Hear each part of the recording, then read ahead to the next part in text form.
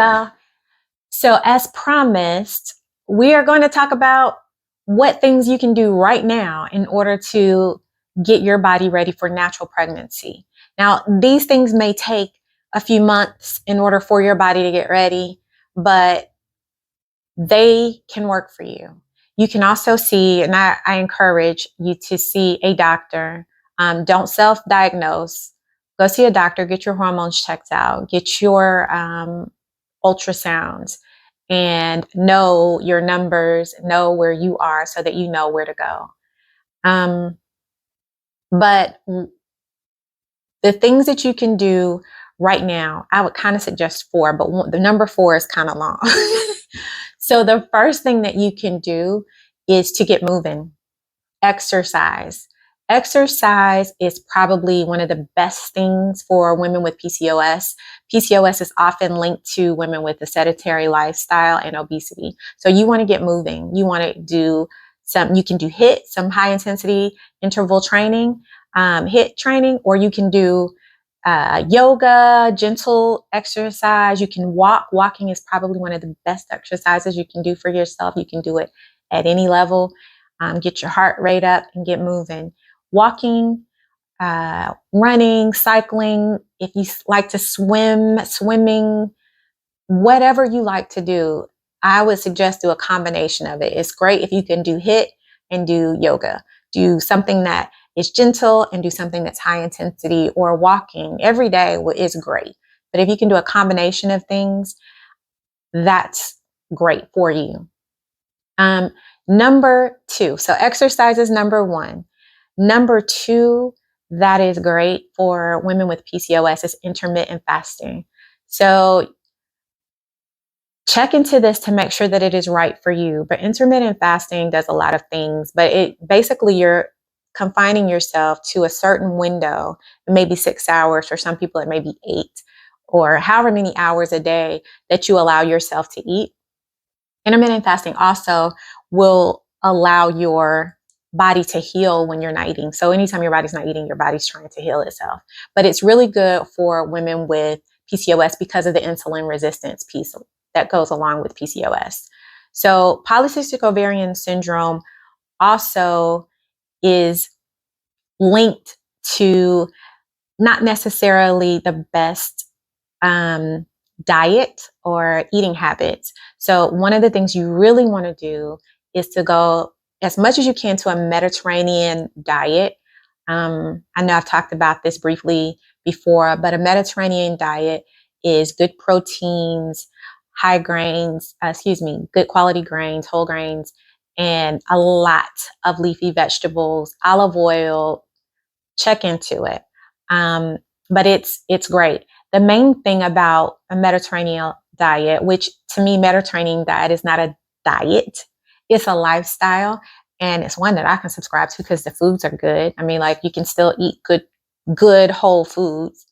But one of the things that you need to be very conscious of when you have PCOS is to go low carb.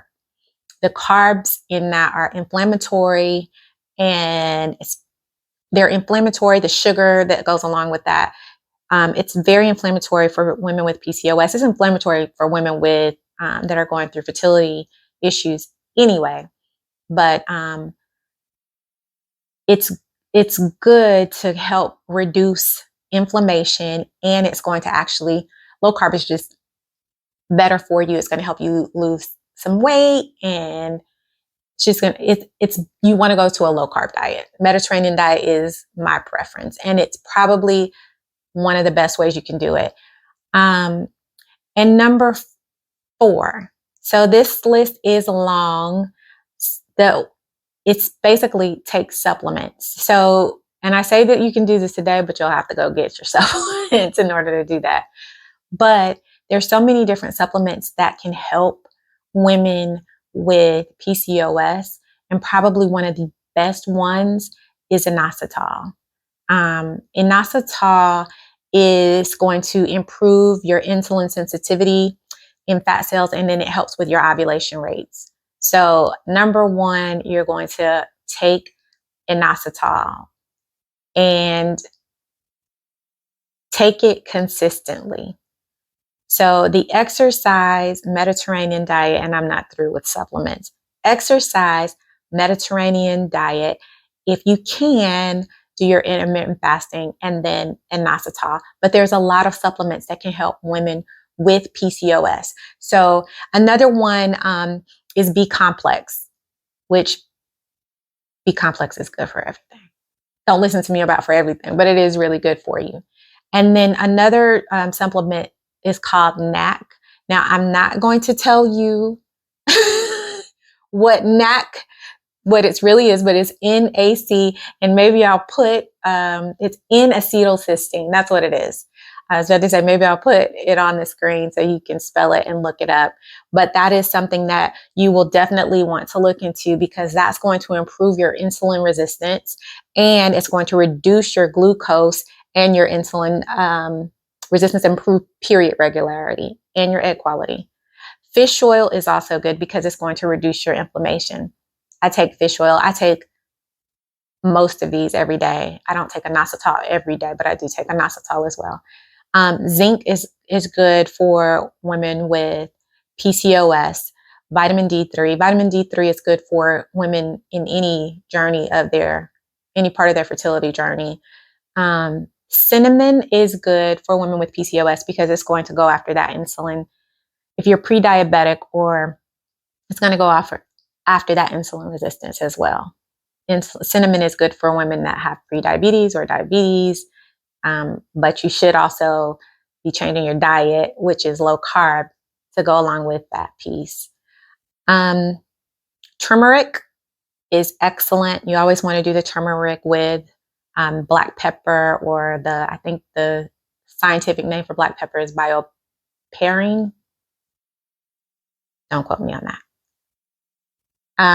And then berberine.